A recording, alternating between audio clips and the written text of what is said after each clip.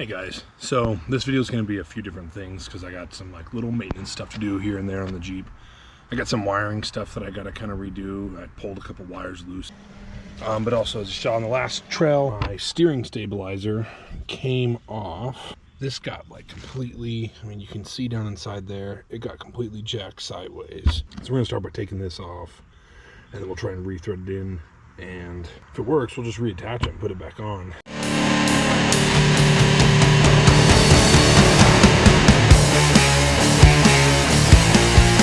I'm not sure what happened yet. I'm gonna have to inspect this further when I get home, but the mounting screw that holds in my VERTEX steering stabilizer has shifted itself sideways, which I can't get it to straighten out now. So I'm gonna have to hammer that around. But it also unthreaded itself from the hole. It didn't snap. Since I'm out here on the trail, I don't want to mess with this right now because I want to go make dinner. I'm gonna just pop this off and I'll just take a better look at it when I get home.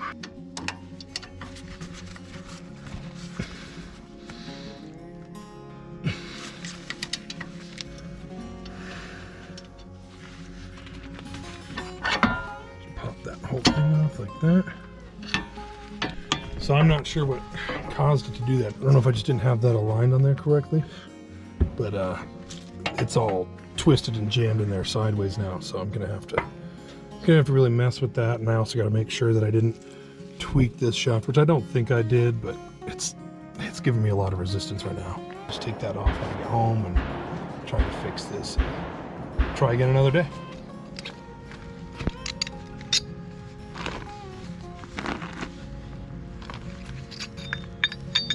So you can kind of see it a little bit better.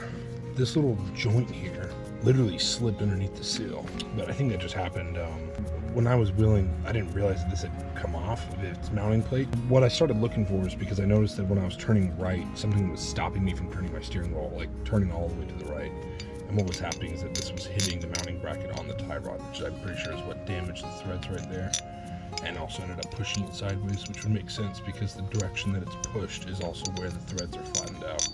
I sprayed this down with PB Blaster to try and kind of help loosen it up a little bit, and I was able to actually just pop this stud out. Just kind of comes out backwards right there.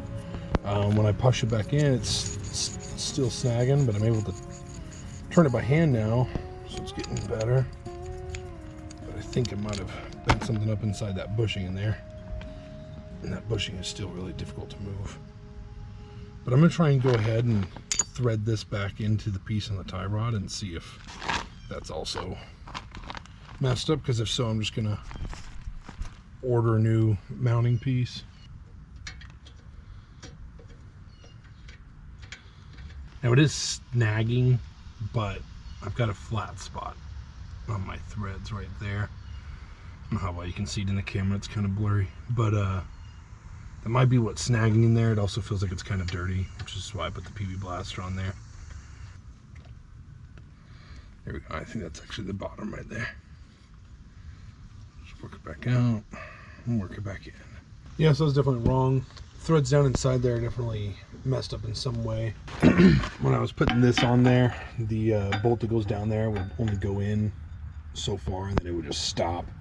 And I tried to kind of work it through the threads and it was just getting stuck and became really difficult to get out. So instead of just getting it stuck on there, I'm just going to order a replacement one of these clamps. I will try to contact Rough Country and see if it exists that I can replace this as well. And then we'll go from there. Sucks driving without this thing on the Jeep. It's not a comfortable ride.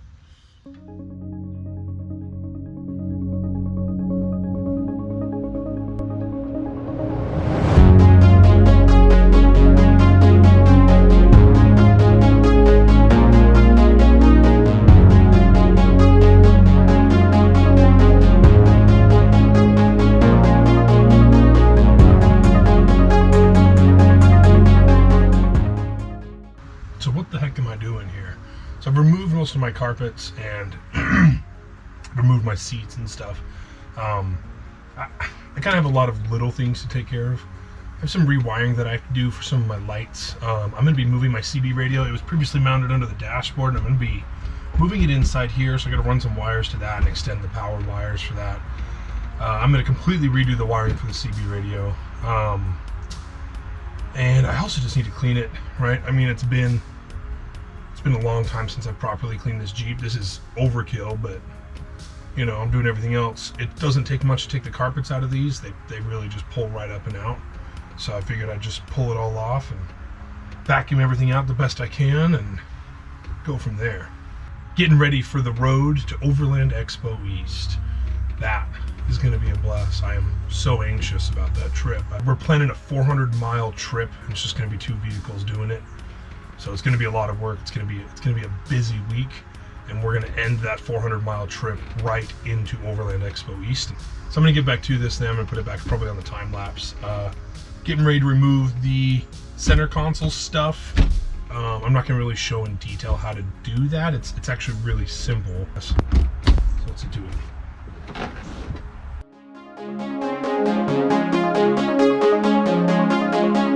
So one of my goals of tearing apart my dashboard is I was replacing all of my cigarette lighters, these 12-volt DC ones, right? Because I don't use cigarette lighters, and the plugs that you put in are annoying. They're loose. They cause interference with CB radios. Some of them do. Mine were. And also, like, I don't know, you have this big thing sticking out of your dashboard to bump your leg into all the time. And so for me, I'm a lot bigger than a lot of people, right? So my knees, they're bumping into it all the time. It comes loose easily. It's annoying. I have one of these in this center part, or this front part of my dashboard here. There's also one on my center console. I'm going to be doing the same thing to that one. And what I did is I got these USB 3.0 things that you just kind of put in there, and you have to kind of waller out the hole that the cigarette lighter was in to get it to fit. Let me pop this off. It's not plugged in yet, but this will all light up blue, which kind of looks like it is already, but it's not. There's a little power button here, so you can turn that little light off if you want.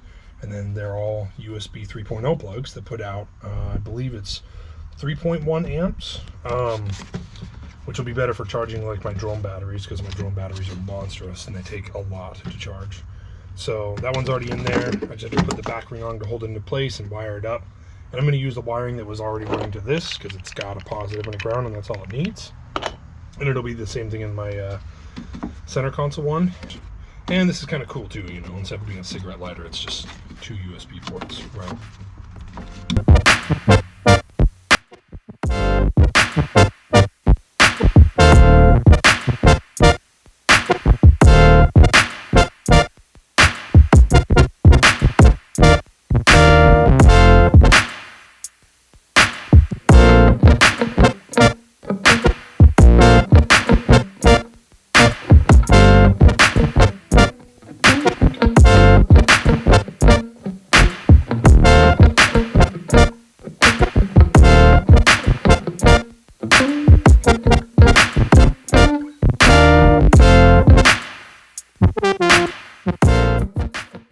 Okay, so I'm going to show you this the best I can. Just make this little short piece of here.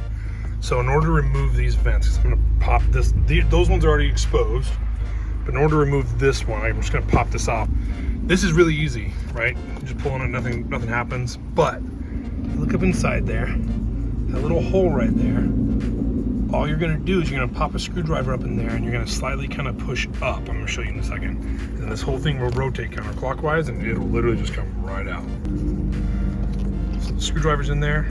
Press up a little bit. This whole thing rotates, and it'll just come right out. See how easy that was? So all you're doing is you're putting the screwdriver up into this and pushing this tab down, just like that. And it releases from inside there, and then you can just rotate this. See, it's got a little notch right there, so you just rotate it a little bit, and it just literally pulls right out. And all it is just locking on this tab right here. That's it. So then to put it back in, it's the exact same thing, right?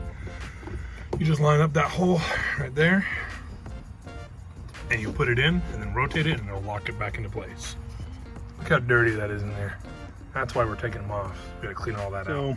To wire up these USB connectors that are replacing my cigarette receptacles, we're gonna have to wire this into the current system that's already there. So this is the plug that comes with it. I'm just gonna cut this off, and then we're just gonna go negative to negative and positive to positive.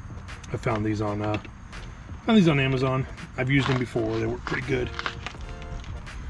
So It's just a little piece of heat shrink, has a little, I mean, I don't know what you would call that, a gasket, I guess.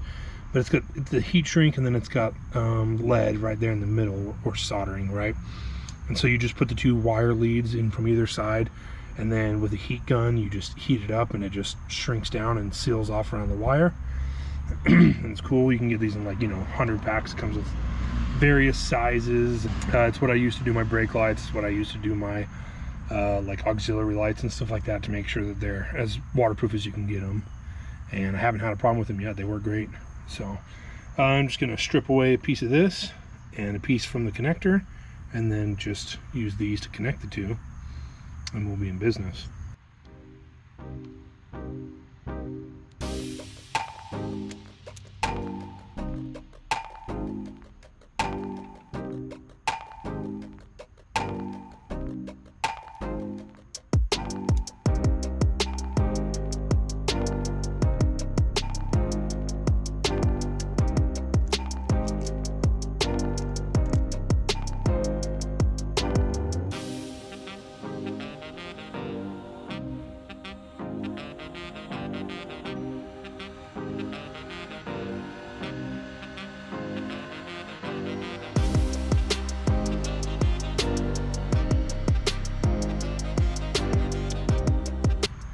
So there's one done.